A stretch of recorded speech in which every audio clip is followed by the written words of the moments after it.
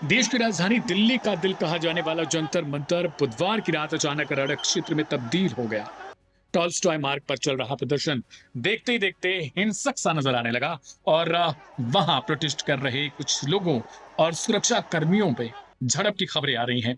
इस दौरान social media पर दावे किए गए कि बड़े बड़े पत्थर और बोतलें बरसाई गई हैं। रोजाना की तरह सुरक्षा में तैनात पुलिस और रैपिड एक्शन फोर्स यानी आरएएफ की टीमें इस अचानक हुए हमले से तुरंत एक्टिव हो गई। भीड़ में शामिल कुछ उपद्रवियों को लेकर कहा जा रहा है कि उन्होंने हाथ में झंडे लिए थे, जिससे पुलिस कर्मियों पर हमला करने की भी खबरें आई। हालात को बेकाबू होता देख आरएएफ के जवानों ने सख्त बल प्रयोग किया और उपद्रवियों को खदेड़ना वहां से शुरू किया। भीड़ को तितर बितर करने के लिए भी पुलिस को आंसू गैस के 2-4 गोले दागने पड़े हैं, जिसके बाद ही हालात पर काबू फिलहाल पा लिया गया है। बता दें आपको, दिल्ली पुलिस के मुताबिक यह खूनी पथराव जो है वो रात के करीब 8:30 बजे के आसपास कनॉट प्लेस के पास टॉल्स्टॉय मार्ग पर हुआ है। कथित रूप से प्रदर्शनकारियों द्वारा फेंके गए पत्थरों और बोतलों की चपेट में आने से कनॉट प्लेस के एसीपी विवेक भगत गंभीर रूप से घायल हो चुके हैं, जिन्हें सीनियर अधिकारियों ने तुरंत आरएमएल अस्पताल पहुंचाया। इस हिंसक झड़प के बाद पूरे इलाके में तनाव फैल चुका है। प्रदर्शनकारियों की बढ़ती भीड़ और सुरक्षा को देखते हुए दिल्ली पुलिस ने जंतर मंतर पर आधुनिक मोबाइल कमांड एंड कंट्रोल वाहन फिलहाल तैनात किए हैं। यही नहीं, किसी भी तरह की अफवाह को फैलने से रोकने के लिए सरकार के आदेश पर टेलीकॉम कंपनियों ने जंतर मंतर के आसपास 1.5 किलोमीटर के दायरे में शाम 6 बजे से लेकर सुबह 6 बजे तक इंटरनेट सेवाओं को पूरी तरीके से अब बंद कर रखा है। इस पूरे बवाल के पीछे केंद्रीय शिक्षा मंत्री धर्मेंद्र प्रधान के इस्तीफे की मांग की गई है।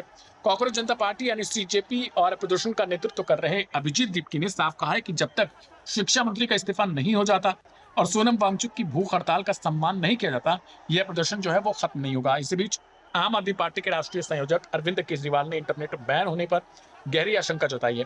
केजरीवाल ने सीधे सरकार को चेतावनी देते हुए कहा कि जंतर मंतर पर पैरामिलिट्री फोर्स बुलाकर छात्रों को दबाने की कोशिश न की जाए। केजरीवाल ने कहा, ये जेनजी यानी आज के दौर के युवा हैं जो लाठी और आंसू गैस से नहीं डरते। आप इन्हें जितना दबाएंगे ये उतने ही निडर होकर मुखर होते जाएंगे। फिलहाल कुछ मिनटों के भारी तनाव के बाद जो है वो जंतर मंतर पर और टॉल्स्टॉय मार्ग पर शांति बहाल की गई है, लेकिन सुबह तक इंटरनेट बंद होने और भारी बवाल और पुलिस बल की तैनाती से साफ है कि प्रशासन किसी भी स्थिति से निपटने के लिए अलर्ट मोड पर जा चुका है। दूसरी तरफ छात्र भी पीछे हटने को तैयार नहीं है, जिससे यह टकराव अब आर पार की लड़ाई में तब्दील होता हुआ नजर आ रहा है, क्योंकि वो लगातार अपनी मांगों पर डटे हुए कि शिक्षा मंत्री इस्तीफा अपना दे दें, हम लोग चले जाएंगे।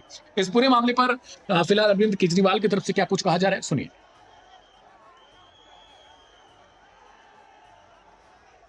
अभी सुनने में आ रहा है कि जंतर मंतर के आसपास इंटरनेट बंद कर दिया गया है। कुछ लोगों ने बताया, ऐसा कुछ पत्रकारों ने बताया। ये भी सुनने में आ रहा है कि आसपास सिक्योरिटी बहुत ज़्यादा टाइट कर दी गई है, बहुत ज़्यादा सिक्योरिटी फोर्सेस, पैरामिलिट्री फोर्सेस आ गई हैं। लोगों को ये शक है कि आज रात को मैसिव क्रैकडाउन होगा जंतर मंतर और आसपास के इलाकों के अंदर। मैं मोदी जी से कहना चाहता हूँ, इस तरह का मिस एडवेंचर मत करना। आपने सोचा था सोनम वांगचुक को उठा लेंगे तो धरना खत्म हो जाएगा। सोनम वांगचुक को उठाने के बाद धरना और बड़ा बन गया। आपने सोचा था कि सोमवार को संसद मार्च के दौरान लाठीचार्ज करके टीयर गैस के गोले छोड़ के बच्चों को डरा देंगे, उनमें दहशत पैदा कर देंगे। उसके बाद वो और बड़ा बन गया। इसीलिए मैं उनसे कहना चाहता हूं कि इस तरह का मिस एडवेंचर मत करना, ये आपको बहुत भारी पड़ेगा। ये बच्चे, ये जेनजी है, ये किसी से डरता नहीं है। जितना आप इनको दबाने की कोशिश करोगे उतना ये और बड़े बनते जाए और इनके मन का डर निकलता जाएगा। तो प्लीज़ इस तरह का हमारे बच्चों के ऊपर, हमारे यूथ के ऊपर किसी तरह का कोई क्रैकडाउन नहीं होना चाहिए। सवेरे 7 बजे से ही मेरी ड्यूटी धरना स्थल पे जंतर मंतर पे थी। पूरा दिन प्रोटेस्टर जो नारेबाजी और रोडदंगबाजी करते रहे। 2:30-3 बजे के आसपास करीब 5-6 हज़ार की भीड़ हो गई थी। उनमें से 500-700 प्रोटेस्टर बाहर आके जंतर मंतर की तरफ जाने की कोशिश कर रहे थे। उनको संसद मार्ग पे बैरिकेडिंग करके और ह्यूमन चेन बना के रोकने की और समझाने की कोशिश करी, और अचानक से ही उनमें से प्लास्टिक की पानी की बोतलें और पत्थर फेंकना शुरू कर दिया। एक पत्थर आगे अभी मेरे माथे में लगा था। अभी आरएमएल हॉस्पिटल में इलाज चल रहा है। डॉक्टर ने माइनर फ्रैक्चर बताया है और अभी फर्दर टेस्ट चल रहे हैं इसके। आपके साथ और भी लोग घायल हुए? मेरे को बाकी का पता नहीं है। मेरे को चोट लगने के बाद मेरे साथी उसको लेके यहाँ पे आ गए थे लेकिन काफ़ी पथराव अचानक से शरारती तत्वों ने अंदर से शुरू कर दिया था। नमस्कार साथियों, मैं अभी भी ज़िंदा ही हूँ। ये 25वां दिन है मेरे अनशन का। 25वें दिन तक लगभग मेरा 11 किलो वज़न कम हुआ है और काफ़ी मांसपेशियाँ कम होने लगी हैं, मगर ठीक ही हूँ। कल मैं रात को यहाँ गुड़गांव के एक निजी अस्पताल में लाया गया हूँ सफदरजंग से, और मैं दाद देना चाहता हूँ उन सभी छात्रों को जिन्होंने इतने शांतिपूर्ण तरीके से खुद पर लाठियाँ खाते हुए वापस कोई हमला ना करते हुए, हालांकि बहुत उकसाने पर भी और कुछ तत्वों को पत्थर फेंकने के लिए लाए जाने पर भी आपने सब्र से काम लिया।